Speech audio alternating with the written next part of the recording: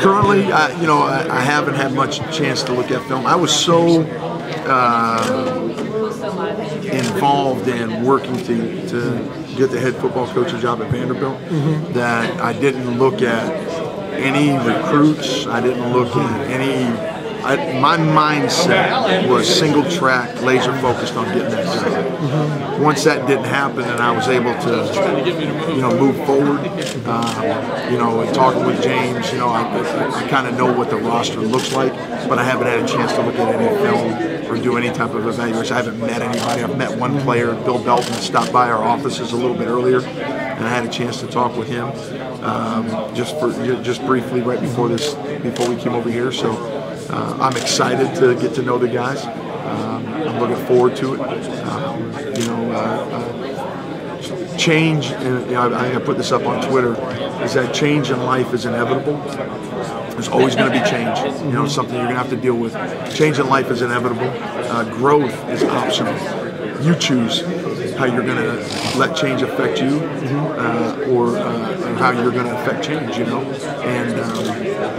So I'm looking forward to growing as a coach, as a person,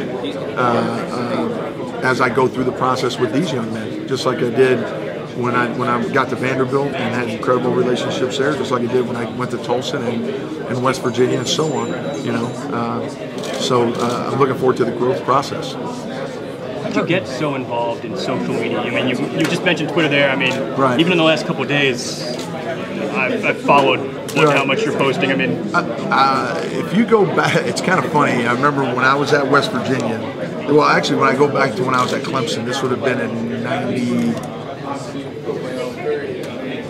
99 and 2000. And really, it was the beginning of the rivals age, the message board age. You know what I'm saying? Where internet message boards and websites really started to get cranked up a little bit, and so when I was at West Virginia, we went through that process. That was when it really hit. 2001 to 2006, there was just exponential growth of those recruiting websites and that aspect of it. Okay, and for whatever it's worth, I've embraced them. From the get-go. I used to do. I remember when I was at West Virginia, I would go on the rival site and do chat sessions with fans, where they could send me questions, and I would sit at my desk and I'd take an hour one night and just sit down and talk with fans. Because what do people want? They really want access. They want to feel like they've got the inside scoop or whatever. And so, but I would just I enjoyed the interaction. And then of course, as it's progressed through with Facebook, it started out with MySpace and then Facebook and into Twitter and Instagram and all those things. Which I'm not a big Instagram. Twitter's really been my wheelhouse. I like Twitter because it's succinct. You got to keep your thoughts. You're kind of limited. Like I'm not going on Facebook and putting up a manifesto on Facebook. You know what I mean? Like I see some of my friends will type these things up. I'm like, I don't have time to read all this. So, but 140 characters is a good amount. I started on Twitter when I was at Tulsa, 5-6 years ago. I always tell people that I'm Twitter OG. Original gangster on Twitter. So really one of the first coaches to get out in front of it, and I've really enjoyed it.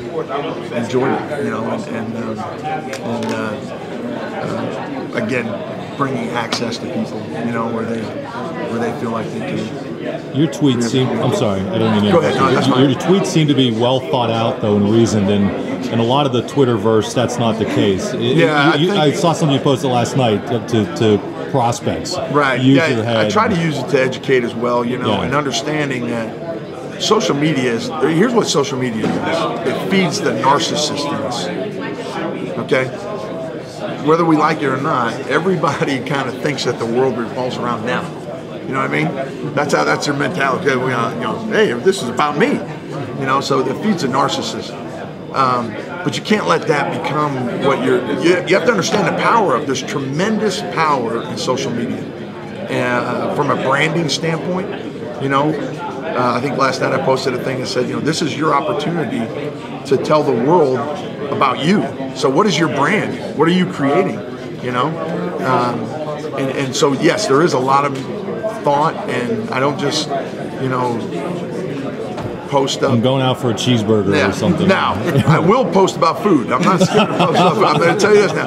If I'm going to tell you, I'll post. I'm not going to post that I'm going out for a cheeseburger, but if I have a tremendous cheeseburger, you're going to know about it. I guarantee I'm going to let everybody know where it's at.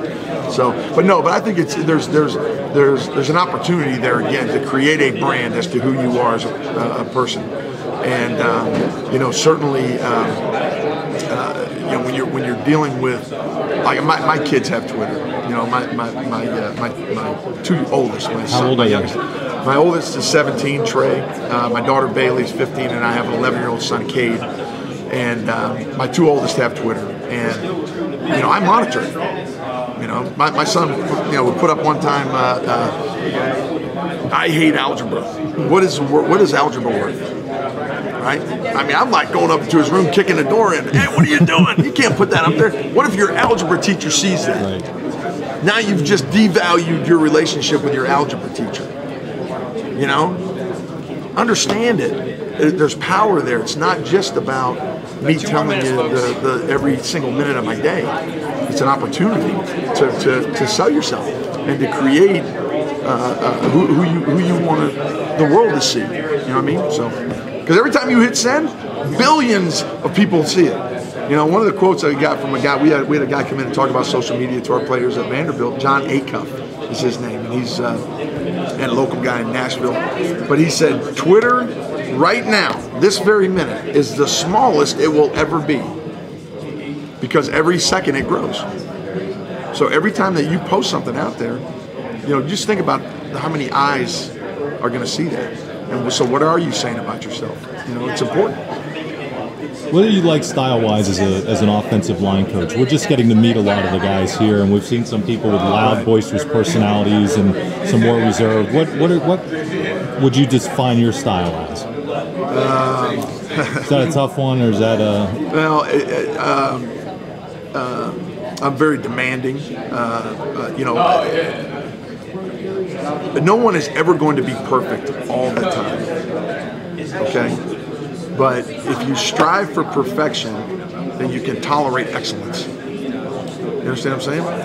And so that's what we're going to do. We're going to strive for perfection, and we're going to tolerate excellence, and in everything that we do, not just on the field, in our community, in the classroom, in our relationships. And I don't just say that to pay lip service to it. I really truly believe that. I'm very demanding in that regard. When we're out in the practice field, you'll hear me. You'll hear me when my guys don't do it right. You'll hear me when they do it right. Because I also believe in as loud as I can critique a guy, I want to be able to praise him as well. I want us to be physical. It's like Coach Donovan said, we want to be smart, tough, and prepared. If we can do those three things, then we'll be fine, and we will. That's what we will be.